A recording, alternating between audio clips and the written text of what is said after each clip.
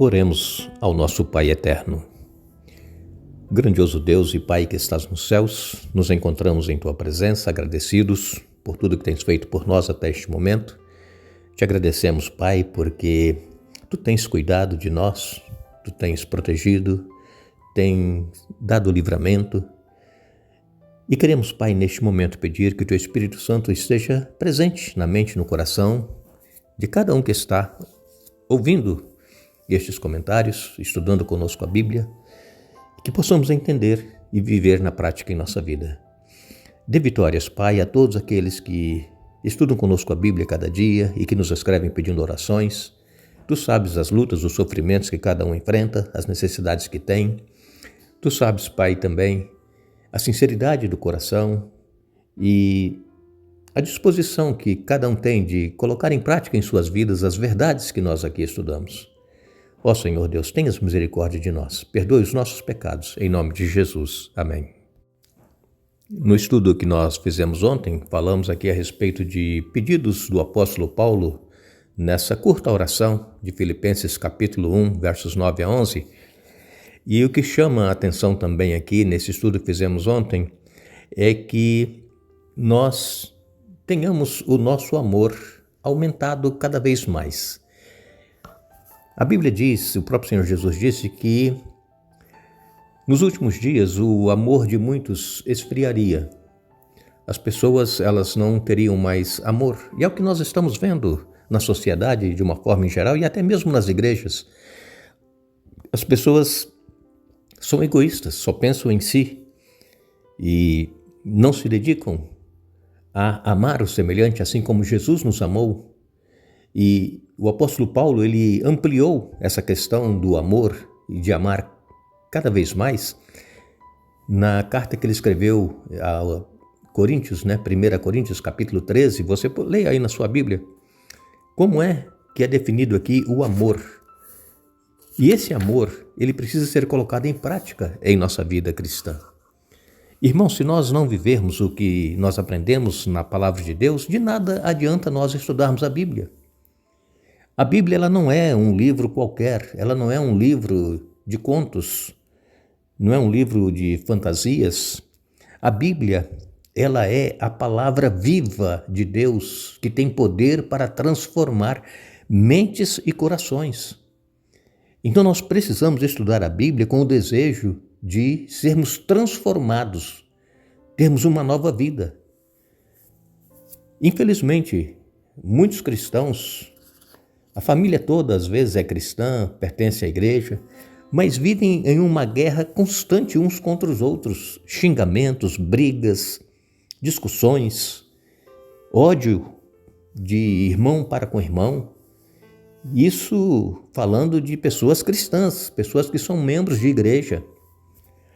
Isso demonstra de que a palavra de Deus ainda não produziu efeito na vida dessas pessoas. Lutas e problemas todos nós temos. Quem sabe um momento de discussão, isso pode acontecer, mas não pode viver constantemente em pé de guerra uns contra os outros.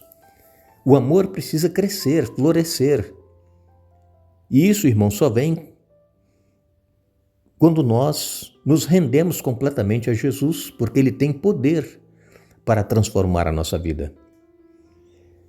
E ontem nós falamos aqui, nesta oração que o apóstolo Paulo fez, de Filipenses 1, versos 9 a 11, ele fala a respeito do discernimento que nós precisamos ter. O discernimento espiritual. O discernimento, comentamos aqui ontem, é nós sabermos escolher o que é o melhor. Isso é o discernimento que nós precisamos. Às vezes nós não temos orado pedindo a Deus que nos dê discernimento. Às vezes nós não temos orado pedindo a Deus que nos dê sinceridade para que nós sejamos irrepreensíveis e inculpáveis. Raramente nós temos orado por isso, para que tenhamos novamente um novo coração. E o profeta Jeremias, lá em Jeremias 17, verso 9, ele escreveu que enganoso é o coração, mais do que todas as coisas, e desesperadamente corrupto. Quem poderá entendê-lo? Então, às vezes, nós pensamos que estamos no caminho certo, estamos fazendo as coisas erradas, mas estamos nos enganando a nós mesmos, porque enganoso é o coração. O apóstolo Paulo, aqui ainda em Filipenses capítulo 1, versos 12 a 18, o apóstolo Paulo, ele escreveu: Quero que saibam, irmãos, que tudo que me aconteceu tem ajudado a propagar as boas novas. Pois todos aqui, incluindo toda a guarda do palácio, sabem que estou preso por causa de Cristo. E por causa de minha prisão, a maioria dos irmãos daqui se tornou mais confiante no Senhor e anuncia a mensagem de Deus com determinação e sem temor. É verdade que alguns anunciam a Cristo por inveja e rivalidade, mas outros o fazem de boa vontade. Estes pregam por amor, pois sabem que fui designado para defender as boas novas. Aqueles, no entanto, anunciam a Cristo por ambição egoísta, não com sinceridade, mas com o objetivo de aumentar o meu sofrimento enquanto estou preso. Mas nada disso importa, sejam as motivações deles falsas, sejam verdadeiras, a mensagem a respeito de Cristo está sendo anunciada, e isso me alegra, e continuarei a me alegrar. Paulo aqui escrevendo aos Filipenses a situação dele lá na prisão, e ali todos sabiam que Paulo estava preso não por ter feito coisas erradas, mas por amor a Cristo, por causa do evangelho é que ele estava preso. E ali, onde Paulo estava preso, muitos da guarda pretoriana conheceram a verdade e se entregaram e aceitaram a Jesus. E o apóstolo Paulo, ele diz aqui que por causa da prisão dele, a maioria dos irmãos se tornaram mais confiantes no Senhor. Por quê?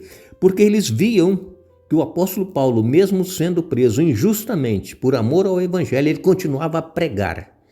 Paulo, ele não se queixava na prisão. Paulo, ele não vivia reclamando com aqueles que iam visitá-lo. Eu precisava estar fora daqui, não sei por que Deus permitiu eu estar preso. Não, ele não reclamava. Ele pregava o Senhor Jesus Cristo a todos aqueles que iam visitá-lo. Paulo não perdeu nenhuma oportunidade que ele teve de falar de Jesus, mesmo em sua prisão. E além disso, de falar às pessoas que iam visitá-lo, ele escreveu essas cartas que nós estamos estudando, Filipenses, Colossenses e mais 3 cartas ainda, escreveu da prisão, incentivando os irmãos a permanecerem fiéis, unidos em amor, crescendo em amor. Os irmãos lá de Filipos, eles ficaram aflitos sabendo que Paulo estava preso. Eles ficaram aflitos. Como nós também, às vezes, recebemos uma notícia de alguém que injustamente foi preso, está pagando uma pena sem ter cometido nada errado, nós também ficamos sentidos com essa situação. Assim, os irmãos lá de Filipos também ficaram tristes, aflitos. E agora, eles sabiam que o apóstolo Paulo estava com o seu trabalho limitado. Por quê? Porque ele não podia mais viajar como ele viajava, suas viagens missionárias, pregando, levando pessoas a conhecer a Jesus e aceitá-las como Senhor e Salvador.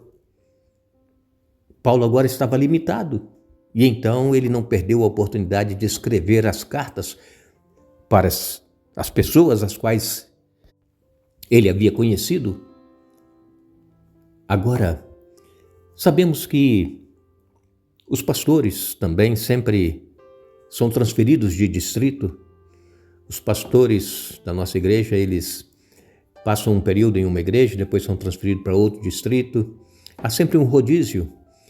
E com certeza nós levamos em nossa mente, em nosso coração, todos aqueles irmãos com os quais nós convivemos durante anos e conhecemos detalhadamente cada irmão. Conhecemos a intenção, porque convivemos ali durante alguns anos, e isso faz com que nós nos alegramos em ter conhecido esses irmãos, convivido com eles. Assim, Paulo, ele carregava no seu coração a alegria de ter conhecido esses novos irmãos conversos em Jesus Cristo. Paulo, ele aqui enviou esta mensagem aos Filipenses E essa mensagem foi uma mensagem surpreendente. Por quê? Porque Paulo enxergava a sua própria situação com um olhar diferente. Ele estava preso, mas ele não estava triste por causa disso. Por quê? Porque Paulo ele era guiado pelo discernimento espiritual.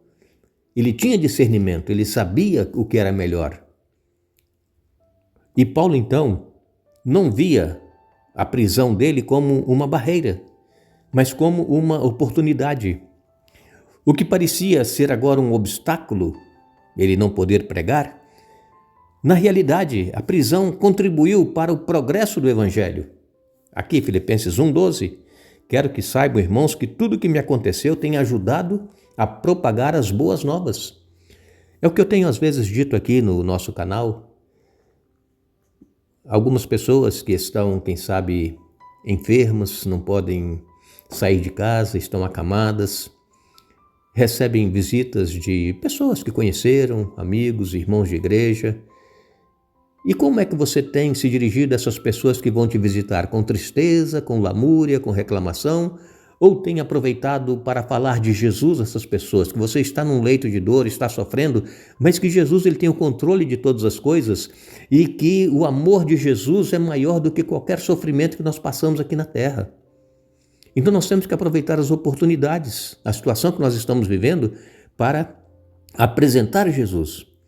Enquanto os filipenses aqui enxergavam apenas as correntes que prendiam Paulo, as grades, Paulo ele não via as correntes e as grades, ele via os guardas romanos como pessoas que precisavam ser alcançadas para o reino de Deus. E Paulo sabia que a prisão dele estava inspirando outros cristãos a se tornarem mais ativos e corajosos, proclamando Jesus sem temer as consequências. É difícil, às vezes, pensar, mas alguns pensam em se beneficiar da prisão de Paulo. Acreditavam que a ausência do apóstolo daria mais visibilidade às suas pregações. É o que ele vem dizendo aqui nos versículos 12 a 18. As pessoas com inveja, por rivalidade, pregando agora, querendo assumir o lugar do apóstolo Paulo. Isso acontece, irmãos, inveja dentro da igreja. Muitas pessoas são invejadas pelo que elas fazem, mas as pessoas que invejam não têm coragem de fazer o que elas fazem. Quantos pastores são invejados por outros pastores? Isso acontece. Mas Paulo, ele vem dizendo aqui que ele prosseguia, mesmo em prisão, com o seu trabalho de pregação do Evangelho, e que muitas pessoas estavam sendo conduzidas a Cristo pelo sacrifício que Paulo estava passando, pelo momento difícil de prisão. Pessoas eram convertidas ao Evangelho.